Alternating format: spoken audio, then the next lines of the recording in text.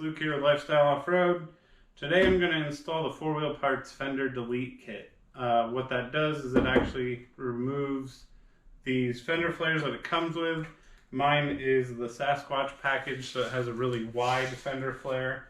I picked these up for cheap, so I figured I would give them a shot and might as well take the opportunity to make a video and just kind of show you guys what all this entails.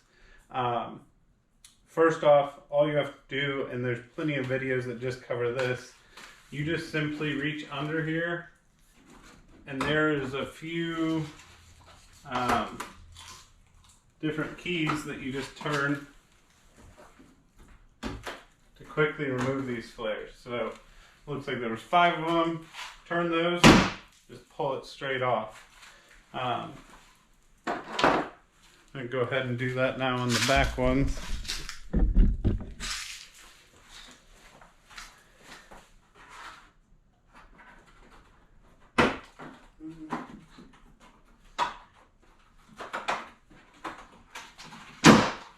Same thing.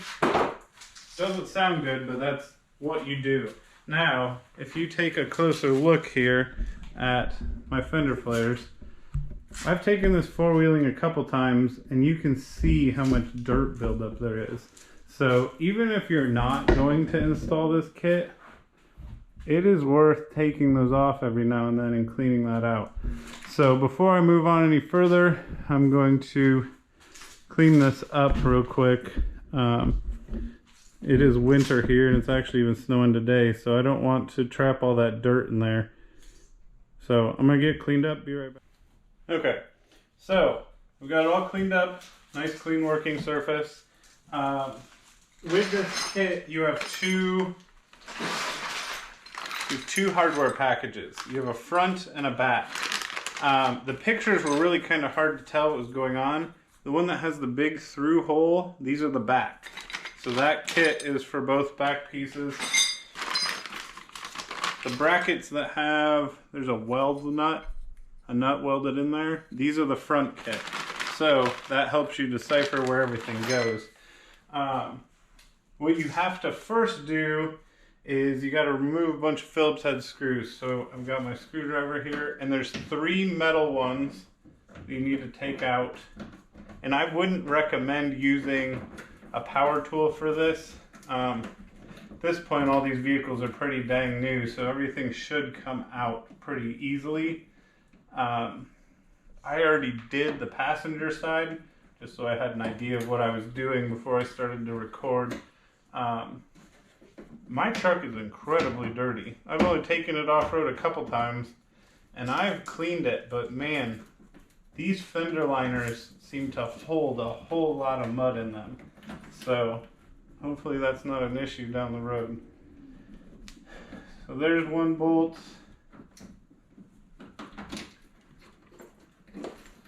Maybe here's the next one. Here's the next one. And these just hold the fender liner in. It's just a small Phillips head screw, probably like a 6 or 7 millimeter if you use the socket. Mine are coming out pretty easily. As you could see, as I just showed it to you, it is not clean though. But there's just 3 of these, and all they do is hold this, I don't know what you call it, fabric board fender liner in. I just am setting them in the grooves of my tire because we're going to need to put those back in. You just have to move this inner fender to get to some of the nut certs we have to put in. Next, back here on the back of the wheel well, there's 4 plastic little pop, I don't know what you want to call them, plastic retainers. These are also Phillips head, and really don't want to use a power tool on these. I am able to just screw mine out by hand. There's 4 of those. You want to remove all 4 of them. And just light pressure, turn the screw head out. And once you get it out a little bit, you can actually just pull it out. So that's all it is. Like I said, there's 4 of those. There's one in the middle that you might be able to keep there, just so I can easily access it. I'm going to take them all out. Maybe. You just really lightly want to turn these. If you put too much inward pressure while you're turning it, they actually won't unscrew. These are a pretty basic fastener though, so if something happened to one, if you stripped one out, if you break it, if it cracks, you could go to O'Reilly's, Napa, whatever, and find these pretty easily.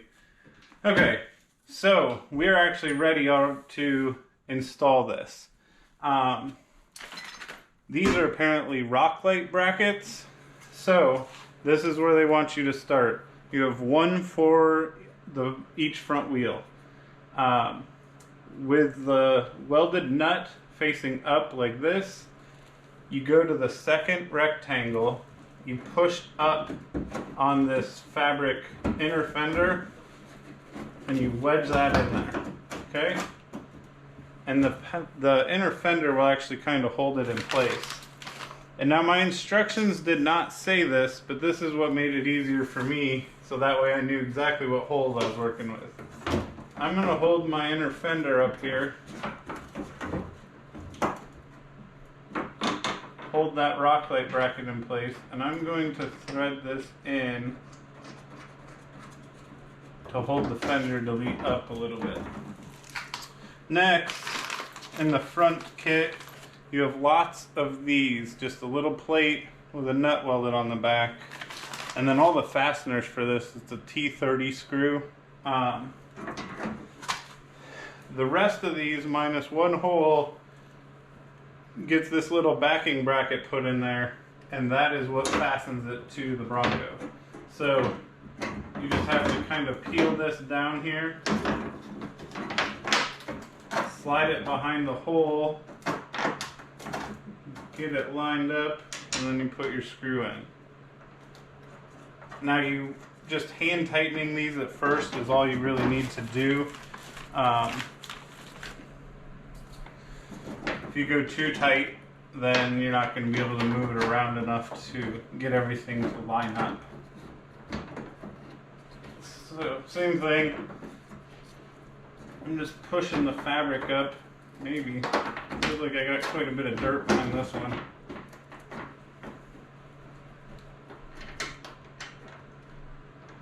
Threading these all in.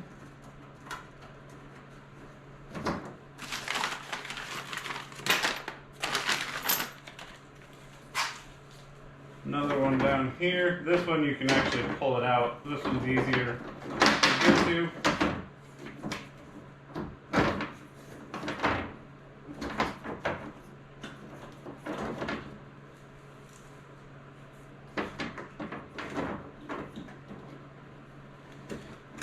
Easier to get to, but then you drop down in there. There we go.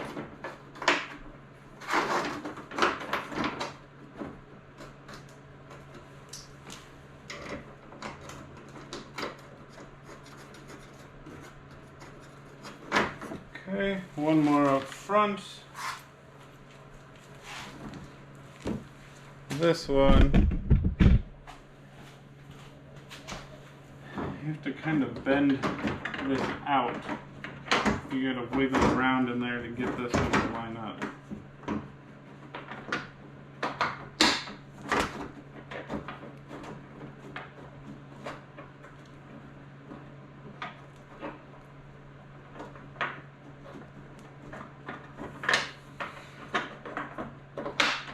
Okay.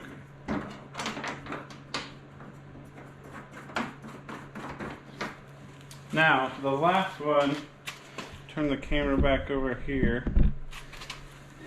The last one uses a different kind of backer. It's not this piece, okay? You're actually using more of like an actual nutsert. So this goes in this back bottom hole over here. And you use, this goes flat against the back of the fender. This part faces inward. So you just place that. Of course I dropped it. Okay. Lost this. Had to fish it out with a magnet. So, one more try. Place this behind the bottom hole, and don't be like me and drop it.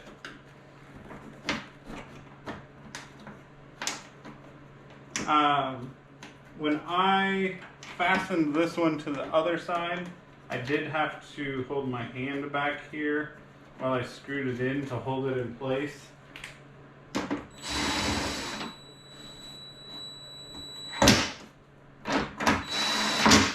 And I would be careful not to over tighten these.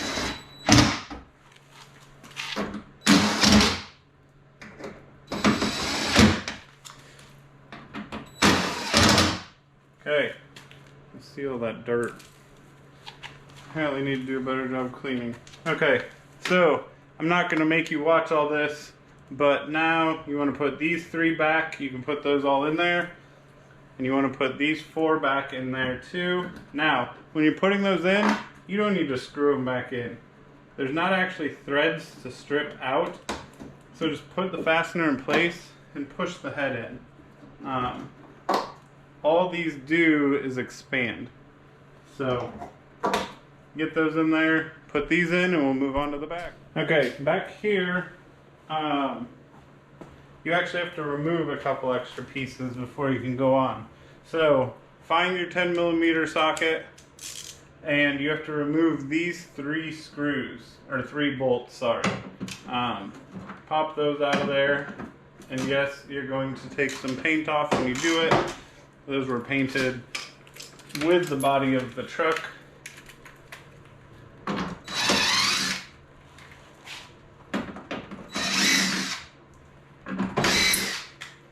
These you do not put back in. So you have 3 of those. Now you need to grab 3 of the T30 screws and your 2 brackets. And what you're going to do is you wedge. This seems kind of weird, but I get what they're doing. You actually have to pull the quarter panel away and slide this up in there. Do the same thing for this hole. This one is a little more difficult to get access behind. There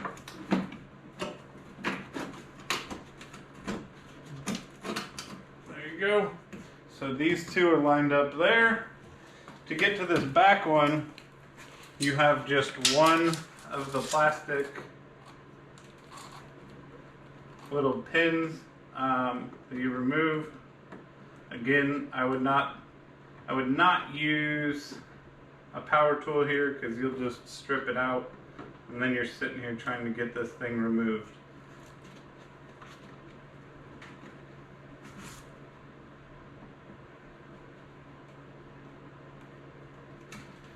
Okay, pull that out, and I believe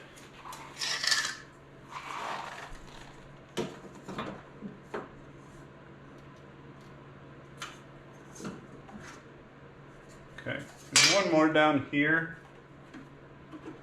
I don't know that that was on the other side. I'm going to go ahead and try and remove that one too. This is actually a metal screw. Now I'm wondering if that's missing on the passenger side. Okay, so take out a screw here in the front of the driver or the rear tire. Take out the plastic pin in the back. You install your 2 plates, and then you already are putting this up there.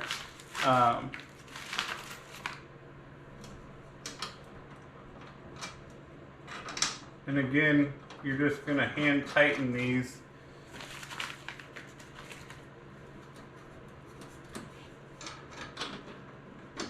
And because you removed 3 bolts, you're just putting these Torx screws into those holes. So you're not using as many of the backing plates on the rear as you did the front. So in the back, the very back bottom, you're using one of these nut certs again, And this actually feeds into, there's a little plastic bracket back here, and the little nutsert fits perfectly in it. So you have to sit there, you have to sit here and kind of wiggle around with their hands to get that aligned into place.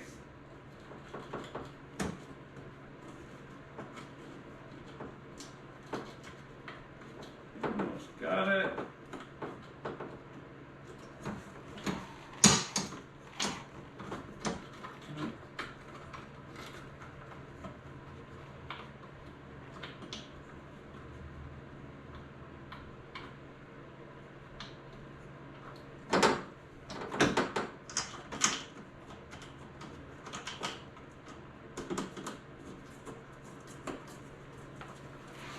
Okay. Now the other 2 holes that you have left, you are using the regular backing plates again. Just these black ones with a nut welded on the back. And you're moving the plastic fender liner just enough. Looks like I skipped some plastic rivets. Okay, so there's one more over here you need to remove.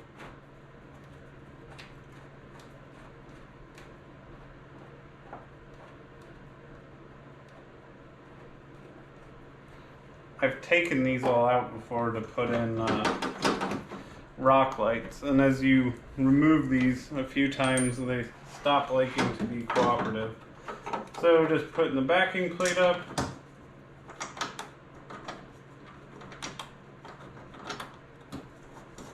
Put the screw in, and then the last one at the very bottom. Okay, I finally got that one in there. Again, you're just going to tighten these all up.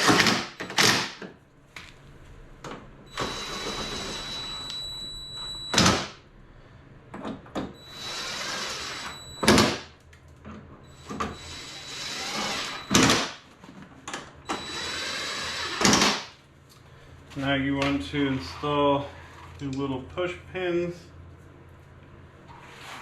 There's this one back here.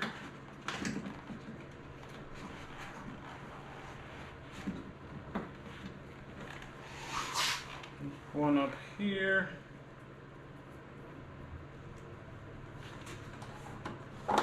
Now, I don't know how well you can see this. This sticks out. With these being so close cut, this looks kind of ugly and unfinished to me. What I did on the other side is just kind of apply some pressure, and you can bend these tabs in. That just makes it look a little more finished. Now I haven't driven with these or anything. Obviously I'm just now installing them. Okay. There, that looks better. See how I got it pushed up in there? That's my only thing, is if they were just a touch taller, they would kind of hide this edge. Now, maybe it would trap dirt in there, so I could see that being bad, but overall, this gives it a much more aggressive stance. Now, this does look goofy. This sticks out a mile because that's made for the Sasquatch flare. I'm not terribly worried about it because the Lifestyle Off-Road rear bumper is coming out soon. So we're going to try and have that out for Thanksgiving. But these look pretty sweet. You just have all that tire exposed now. So that, I mean, it gives it a much more aggressive look. Now with it being winter time here and snow beginning to fall already, I don't know if I'm going to keep these on very long. So I may end up throwing the Sasquatch flares back on just to help kind of keep all the splash down. One thing I wanted to bring up is I'm going to use these for wheeling. When I've gone 4-wheeling, I scuff the crap out of these fender flares because they actually stick out further than the tire. So if I'm going down a skinny trail, I want the tire to hit the rock or the tree root. And I want the tire to push the truck off of it, not the fender flares. So these panels are all aluminum all the way down. I want to keep whatever I can off of them. So this is a much better solution for four-wheeling. Sure, it's going to spray the crap out of the sides and chip and nick up the paint, but that's what a wrap is for. These serve a purpose, but for the kind of four-wheeling I do in the woods, I was not a fan. I was constantly worried about taking my fender flare off. So with these gone, I'm going to spend a few days driving around, see what I think of these.